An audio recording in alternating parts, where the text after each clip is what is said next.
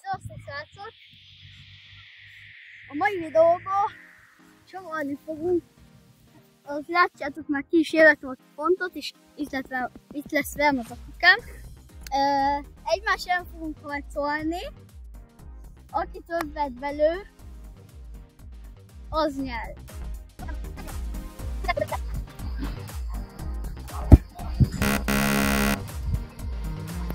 És akkor jön az apukám.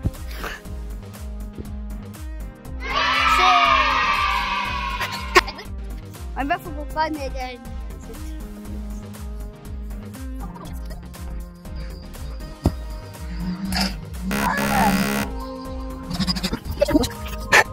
Hát igen, még mindig 0-1 az apukámnak. Fölé!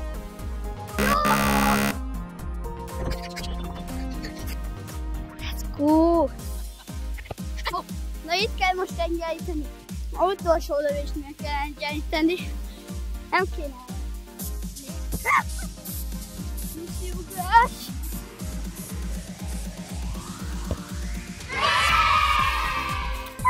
Hoppsan! Jó! Let's go! Let's go! Let's go! Jó, most elmondanám, hogy ezzel a 200 forintos gumilabdával és lehet, hogy a gyerek tud lőni, de na. Azért! Elveszem a pozíciót. Nem pozíció! Mehet.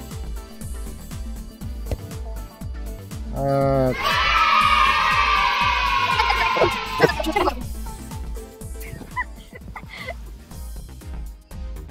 Csávó elesett a saját tesztjében. Nem! Hatszi!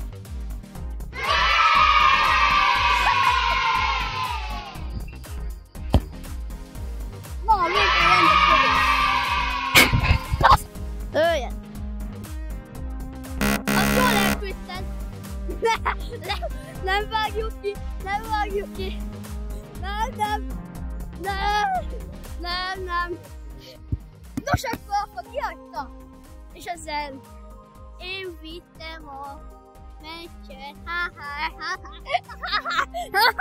Ha akartok egy következő részt, akkor legyen meg, mert ez az első videó, az első like, meg az első feliratkozó. Úgyhogy császtok!